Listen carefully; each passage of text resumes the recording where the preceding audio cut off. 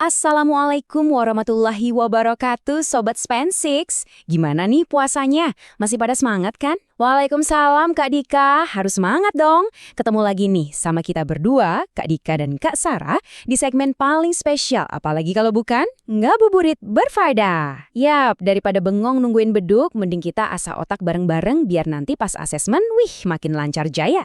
Betul banget, Sar. Nah, kali ini kita mau ngebahas mata pelajaran yang kelihatannya sih santai, tapi kok nilainya kadang suka bikin kita auto istighfar ya? Yups, bener banget, seni budaya. Banyak yang nyepelein dikira cuma gambar-gambar atau joget-joget doang. Pas ketemu soal teori, istilahnya tuh loh suka bikin kepala ngebul. Nah, bener banget.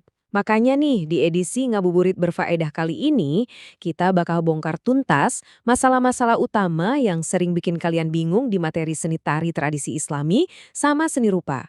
Kita bakal kasih trik dan tips yang satset, jadi kalian beneran paham konsepnya, bukan cuma sekedar hafal mati. Oke, Sar, kita mulai dari masalah pertama yang sering bikin pusing anak kelas 8 nih, istilah gerakan. Di soal ujian tuh sering banget muncul istilah-istilah Jawa kayak ngiting, nyempurit, boyo mangap. Ini bukan nama takjil buat buka puasa ya, Sobat SPN6. Haha, iya banget, Dik. Banyak banget loh yang suka ketukar. Jadi, problem utamanya tuh simple. Gimana sih caranya kita ngebedain posisi jari-jari tangan yang namanya kedengeran asing ini? Yuk kita bedah satu-satu, biar nempel terus di kepala. Oke, kita mulai dari yang pertama, ngiting. Biar gampang, coba deh kalian bayangin lagi megang koin receh. Nah, posisinya itu jari tengah ketemu sama ibu jari atau jempol, sampai ngebentuk lingkaran.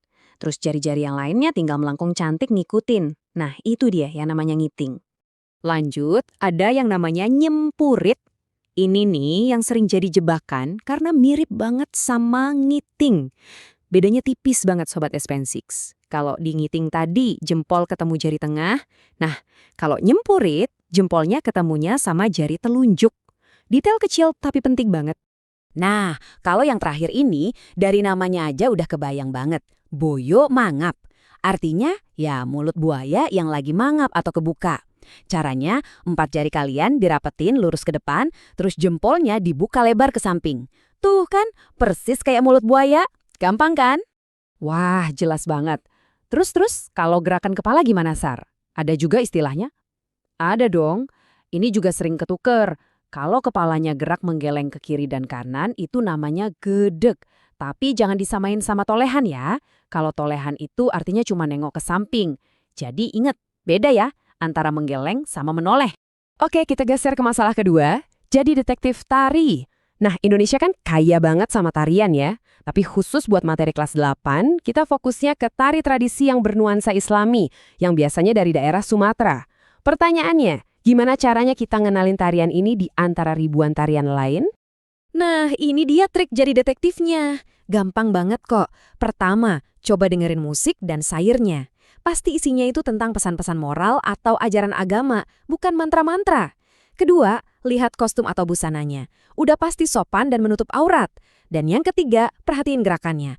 Walaupun gerakannya dinamis dan energik, tapi tetap sopan dan nggak berlebihan. Contoh paling gampang dan paling terkenal udah pasti tari saman dari Aceh. Keunikannya apa? Tarian ini pakai yang namanya musik internal. Maksudnya gimana tuh? Jadi, musiknya itu murni dari suara badan para penarinya. Dari tepukan tangan, tepukan dada, sampai tepukan paha. Keren banget kan? Nggak butuh alat musik eksternal. Oke, contoh kedua, ada tari Zapin dari Riau dan Melayu.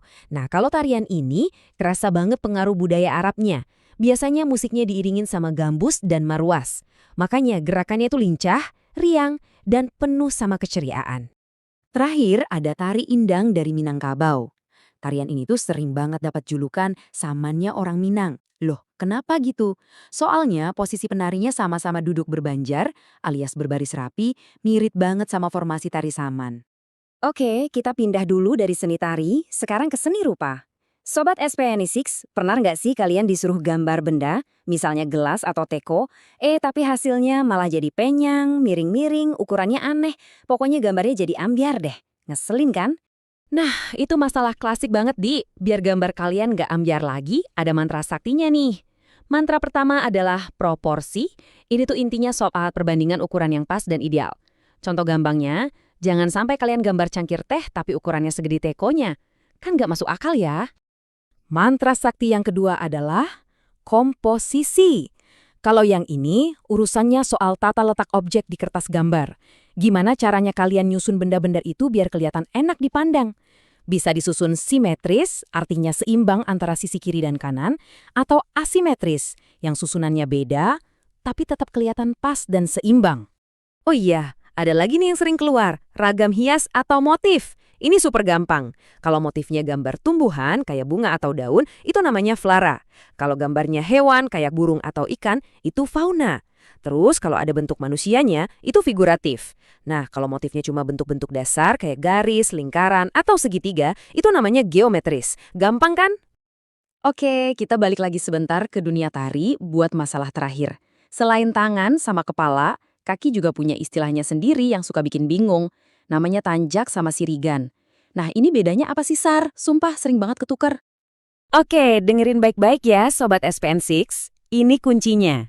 Gini, tanjak itu posisi berdiri. Jadi dia diem, statis. Satu kaki napak di lantai, satunya lagi ditekuk dan nempel di betis seberangnya. Nah, kalau sirigan itu gerakan. Tepatnya gerakan berjalan geser ke samping dengan langkah kecil-kecil dan cepat. Ingat ya, tanjak itu diam, sirigan itu gerak. Wih, mantap. Ilmunya daging semua. Gimana Sobat Span6? Nggak nyangka kan? Seni budaya itu ternyata logis banget.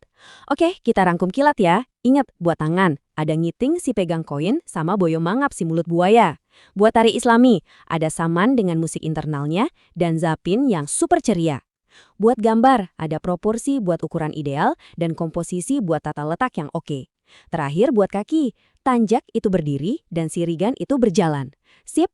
Nah, tips dari aku nih, sambil nunggu azan maghrib, coba deh kalian iseng-iseng praktekin gerakan tangan ngiting sama boyo mangap tadi. Dijamin, bakal lebih nempel di otak daripada cuma dibaca doang. Oke deh, sekian dulu ya bongkar-bongkar rahasia seni budaya dari kita. Semoga puasa kalian berkah, dan yang paling penting, semoga nilai asesmen kalian nanti bisa mumtaz, alias istimewa. Amin. Dan jangan pernah lupa, SMP Negeri 6 berkarakter. Kami pamit, wassalamualaikum warahmatullahi wabarakatuh.